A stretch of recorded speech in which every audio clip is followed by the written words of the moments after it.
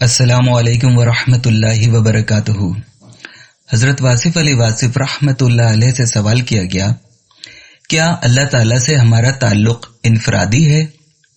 तो हजरत वासिफ अली वासिफ रहमतुल्लाह अलैह फरमाते हैं, आपका ताल्लुक कायनाती है, वो आपका खालिक है और खालिक का नाम अल्लाह है और वो पूरी कायनात का खालिक है। आप जिस अल्लाह की इबादत कर रहे हो उसके हर अमल की इज्जत करो। वो चीजें बनाता है, अगर वो किसी ऐसे जानवर को पैदा करता है जो हराम है तो पैदा करने का ये अमल तो उसके एहसन तख्लीक है। इस चीज को बड़ी खूबसूरती के साथ पैदा किया और साथ ही आपको हुक्म दे दिया कि इसका गोश्त ना खाओ। अब तुम गोश्त ना खाओ लेकिन इसकी तख्लीक में नुक्स ना निकालो। हर चीज का खालिक वो एक अल्लाह है। खालिक के हर अमल को पसंद करना ही रजा है। यहाँ मैं रजा की बात कर रहा हूँ, इसके हुक्म की बात नहीं कर रहा। हुक्म तो ये है कि जहाद करो। फिरौन और मूसा अलैहिस्सलाम दोनों को खुद पैदा किया, फिर फिरौन को फिरौन बना दिया और मूसा को मूसा अलैहिस्सलाम बना दिया। उसके इस एहसान को पहचानो कि तुम्हें मानने वालों में पैदा किया। इस कायनात में जहां ना मानने वाले बेशुमार हैं वहां आपको मानने वाला बनाया। इस कायनात में जहां जानवर हैं, बिच्छू हैं, छपकलियां हैं, अल्लाह ने आपको इंसान बनाया और फिर मुसलमान बनाया। इस बात पे उसका शुक्र अदा करो और इबादत करते जाओ। मुआशरा इस तरह बनता है कि अपने भाई को इसका हक दो, बल्कि हो सके तो अपना हक भी दे दो। इस तरह मुआशरा बन जाएगा। तुमने तो उसका हक दिया ही नहीं और इस्लामी मुआशरा बनाने चले हो। तुम कहां से बनाओगे? मोहसिन की कदर करो, दोस्त की कदर करो, अपनों की कदर करो, इसार सीखो और गिला छोड़ दो। अल्लाह का सजदा करो, सारी कायनात का एहतराम करो, अपना भी एहतराम करो। फना की मोहब्बत दिल से निकाल दो ताकि आपको बका का सबक मिले। फानी की मोहब्बत फना कर देगी। आप अपनी मोहब्बत में तन्हाई में गौर करो कि किस चीज से मोहब्बत है। क्या ये चीज फानी है या बाकी है? फानी से तो बेहतर है आप पहाड़ से मोहब्बत करो, क्योंकि ये आपके बाद भी जिंदा रहेगा। और सितारों से ही मोहब्बत कर लो, क्योंकि वो भी आपके मुकाबले में ज्यादा बाकी रहने वाले हैं। सितारे 2-4 करोड़ साल और रहेंगे। असल बका उस जात को है जो जुलजलाले वल इकराम है। इस जात यानी अल्लाह को देखो। आपसे पहले भी इसका जिक्र था, आपके बाद भी इसका जिक्र हमेशा रहेगा। तो एक और साहब सवाल करते हैं, क्या मुआशरे की तामीर भी फर्द से शुरू होती है? तो हजरत वासिफ अली वासिफ रहमतुल्लाह अलैह फरमाते हैं, मुआशरे की तामीर के सिलसिले में जरूरी बात यह देखो कि 2 तरह का मुआशरा होता है। एक तो होता है इर्तिकाई, यानी बनते बनते मुआशरा किसी मुकाम पर जाकर खूबसूरत बन गया। आमतौर पर कोई एक शख्सियत मुआशरा साज होती है। बिलउमूम आप दुनिया की तारीख में देखो, मुआशरे इंसान को जन्म देते हैं और इंसान मुआशरे को जन्म देता है। एक इंसान की बात कर रहा हूँ। एक इंसान ऐसा होता है जिस पर लोगों का एतबार होता है, उसे आप रिफॉर्मर कहते हैं। और रिफॉर्मेशन वाली जमातें नहीं होती। रिफॉर्मेशन किसी जमात से नहीं बनती, बल्कि रिफॉर्मेशन करने वाला एक आदमी होता है जिस पर लोगों को कॉन्फिडेंस होता है। वो कहता है, देखो आज के बाद चोरी ना करो, तो लोग कहते हैं इसने फरमा दिया है चोरी ना करो, और इस एतमाद पर चोरी छोड़ देते हैं। मिसाल के तौर पर अगर इंसान अपने बाप के साथ बहस करे तो फिर इताअत किसकी करेगा? अगर बाप का हुक्म मानना ईमान हो जाए तो इस्लाह हो जाती है। मुआशरा साज इदारे ऐसे एक वाहिद शख्स के मरहून मिन्नत होते हैं। कोई एक वाहिद शख्स होता है जो समाज को बदल देता है।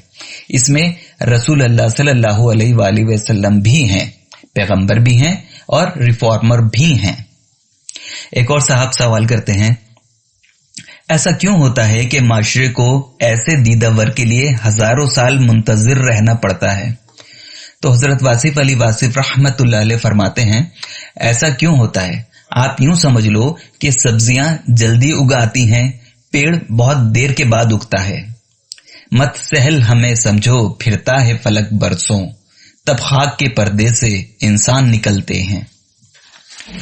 ایک اور صاحب سوال کرتے ہیں، اللہ تعالیٰ سمیع بھی ہے اور مجیب بھی، سنتا بھی ہے اور جواب بھی دیتا ہے۔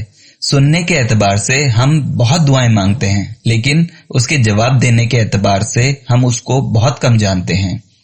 تو حضرت واصف علی واصف رحمت اللہ علیہ فرماتے ہیں، یہ ہر آدمی کے لیے الگ الگ شعبہ ہے۔ اگر آپ کو یقین نہ ہو کہ سنتا نہیں ہے تو پھر آپ کبھی دعا نہ مانگتے۔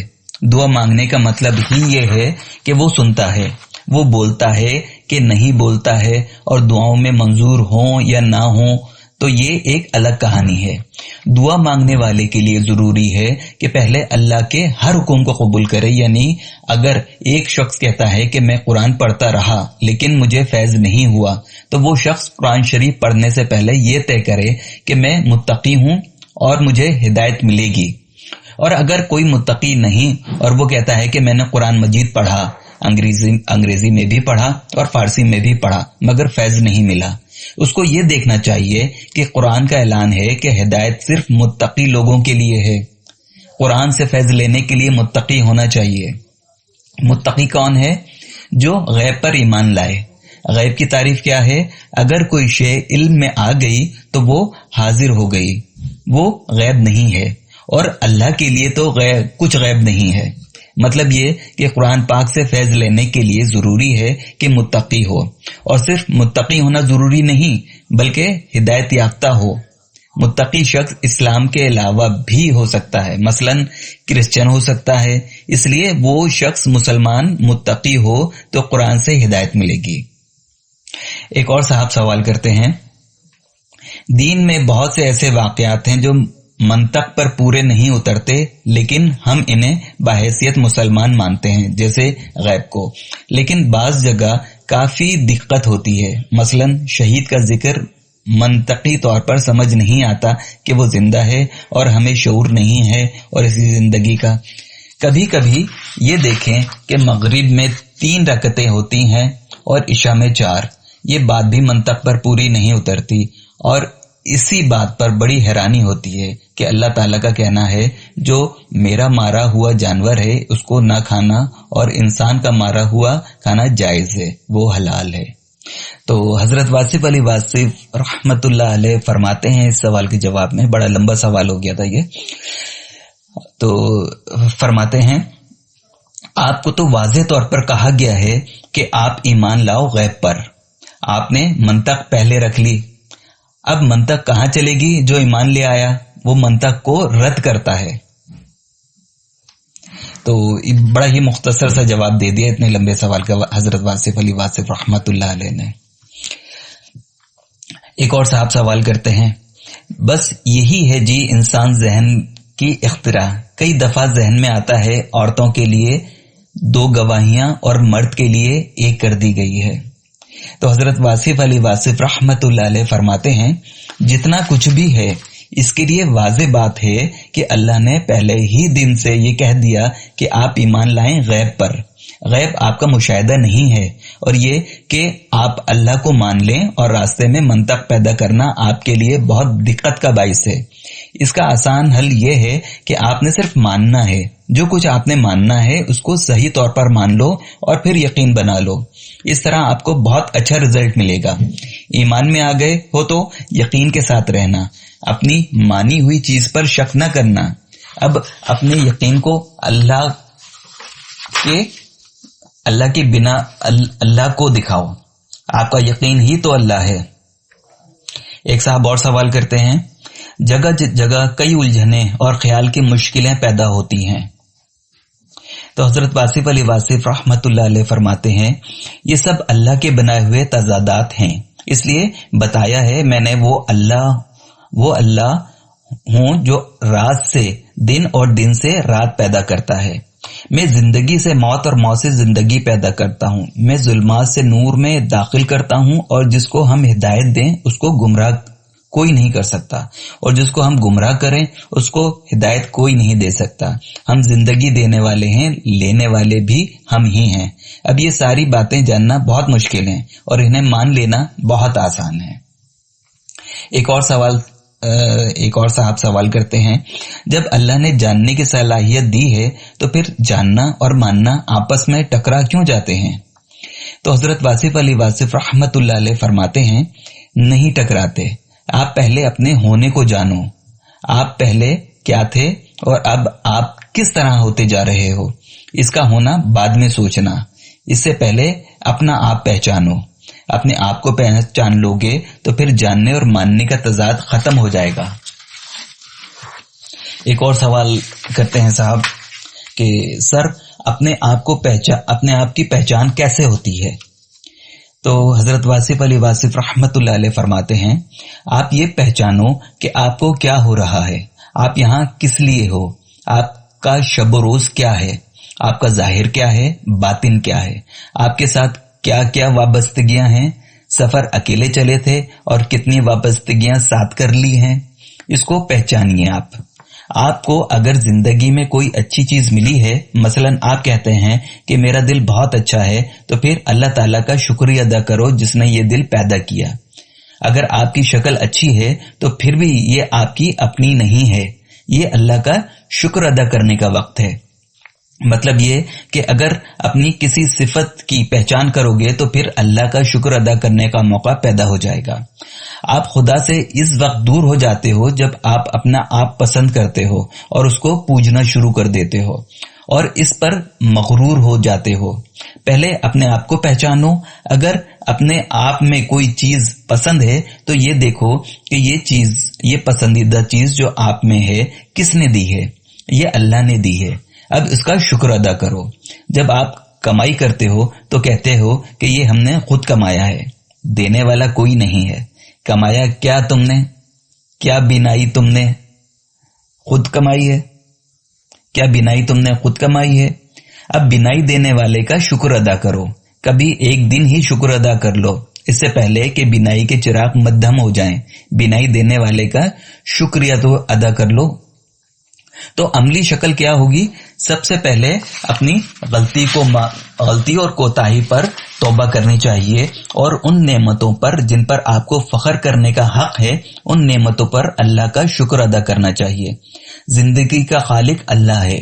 آپ کی زندگی میں جو صفات اللہ نے پیدا کی ہیں وہ اللہ کی مہربانی ہے. آپ کی شکل و صورت بھی اللہ تعالیٰ کی طرف سے دی ہوئی ہے. یہ کبھی مہربانی ہوتی ہے اور کبھی مشکل یا عذاب لاتی ہے. سب سے بڑا صحیفہ یہ ہے، اس کو پہچانو. اللہ تعالیٰ نے آپ کے ساتھ پورا کام کر دیا ہے. آپ کو ایسی اکائی دی ہے کہ آپ جیسی شکل نہ پہلے کائنات میں آئی ہے اور نہ آئندہ آنے کا امکان ہے. آپ کو شکل کے لحاظ سے واحد کر دیا. شکل کے اعتبار سے آپ کا مکمل سانچہ الگ بنا دیا.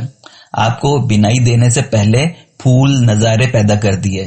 بینائی بعد میں دی ہے اور بینائی کی خوراک پہلے اگا رکھی ہے. آپ انجوائے کرو، کائنات کو دیکھو.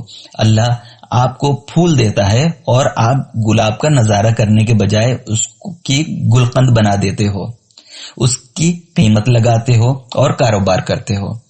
آپ نظاروں کو پیسوں میں کنورٹ کرتے ہو. یہ پرانی بیماری ہے آپ کی. نظارے کو نظر دے کر اور مشاہدہ کر کے گزر جاؤ. کوئی چیز کہیں سے اٹھانی نہیں ہے، آپ کو اٹھانے کی عادت پڑی ہوئی ہے. محبت کی قیمت نہ لگاؤ. محبت بس محبت ہے. میلہ دیکھو، میلے پر دکان نہ بناؤ.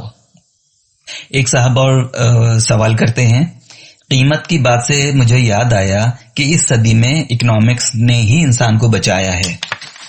تو حضرت واصف علی واصف رحمت اللہ علیہ فرماتے ہیں، آپ سے اگر کوئی یہ کہے کہ اپنا ایک بچہ دے دو اور 50 کروڑ روپے لے لو تو آپ ایسی اکنامکس کو کیا کرو گے؟